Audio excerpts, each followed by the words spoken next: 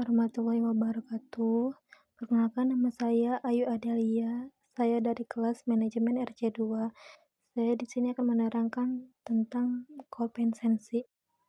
Teori kompetensi. Teori kompetensi adalah teori yang menjelaskan hubungan antara kompetensi yang diberikan perusahaan kepada karyawan dengan kinerja karyawan. Teori kompetensi yang utama diantaranya adalah teori penguatan perilaku, teori ekuitas, dan teori keagenan. Kompetensi adalah imbalan yang diberikan perusahaan kepada karyawan atas jasa atau hasil kerjanya. Kompetensi dapat berupa uang, barang, atau bentuk lain yang bersifat fisik maupun non-fisik.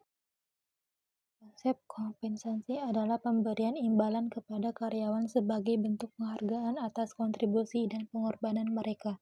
Kompetensi dapat berupa uang atau non-uang dan diberikan secara langsung atau tidak langsung.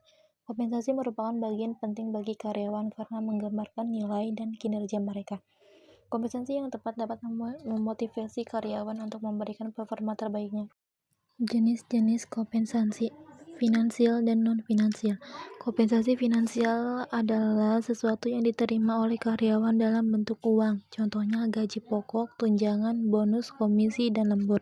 Sedangkan kompensasi non-finansial adalah sesuatu yang diterima oleh karyawan dalam bentuk selain uang, contohnya asuransi kesehatan, asuransi jiwa, pensiun, tabungan hari tua, dan fasilitas kendaraan. Bagaimana kompensasi dapat mempengaruhi kinerja dan kepuasan kerja karyawan? Kompensasi dapat mempengaruhi kinerja dan kepuasan kerja karyawan karena kompensasi merupakan salah satu indikator seberapa dihargai karyawan. Kompensasi yang baik dapat meningkatkan motivasi karyawan, sehingga kinerja dan loyalitasnya juga akan meningkat. Berikut ini adalah beberapa pengaruh kompensasi terhadap kinerja dan kepuasan kerja karyawan. 1. Kompensasi yang baik dapat meningkatkan motivasi karyawan.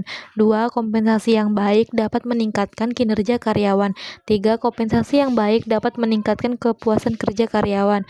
4. Kompensasi yang baik dapat meningkatkan loyalitas karyawan. 5. Kompensasi yang baik dapat membuat karyawan merasa dihargai. 6. Kompensasi yang baik dapat membuat karyawan merasa dijunjung tinggi di tempat kerja. Studi kasus kompensasi. Sistem kompensasi guru honorer di sebuah sekolah menengah kejuruan atau SMK swasta di Indonesia. Dengan mengadopsi pendekatan kuantitatif, data dikumpulkan melalui penyebaran angket yang ditunjukkan untuk menggali persepsi para guru honorer sekaitan dengan sistem kompensasi yang diterapkan di tempat mereka bekerja, baik kompensasi finansial, gaji dan tunjangan, maupun kompensasi non-finansial, jenis pekerjaan itu sendiri, fasilitas kerja, dan lingkungan kerja. Hasil analisis statistik deskriptif dari data yang terkumpul menunjukkan bahwa hanya indikator lingkungan kerja yang dipersepsi cukup baik sebagai bagian dari sistem kompensasi oleh para guru honorer. Dengan kata lain, dapat disimpulkan bahwa secara keseluruhan sistem kompensasi yang diterapkan bagi para guru honorer belum sesuai dengan ekspektasi para guru honorer. Oleh karena itu, sistem kompensasi guru honorer harus diperbaiki, diantaranya dengan meningkatkan efektivitas pemberian gaji, tunjangan, kebijakan dalam pekerjaan itu sendiri, dan fasilitas yang memadai untuk menjunjung efektivitas guru dalam mengajar. Selain itu, disarankan pihak sekolah lebih jelas mengenai kebijakan kompensasi yang diberikan kepada guru, sehingga sesuai dengan beban kerja yang dilakukan. Kesimpulan kompensasi adalah 1. Kompensasi penting bagi karyawan karena menunjukkan nilai dari hasil karya mereka. 2. Kompensasi dapat meningkatkan produktivitas kerja karyawan. 3. Kompensasi dapat menjadi jaminan keamanan ekonomi bagi karyawan. 4. Kompensasi dapat mendorong karyawan untuk lebih baik dan giat. 5. Kompensasi dapat menunjukkan kemajuan organisasi. 6. Kompensasi dapat mempengaruhi prestasi kerja, motivasi, dan kepuasan kerja karyawan.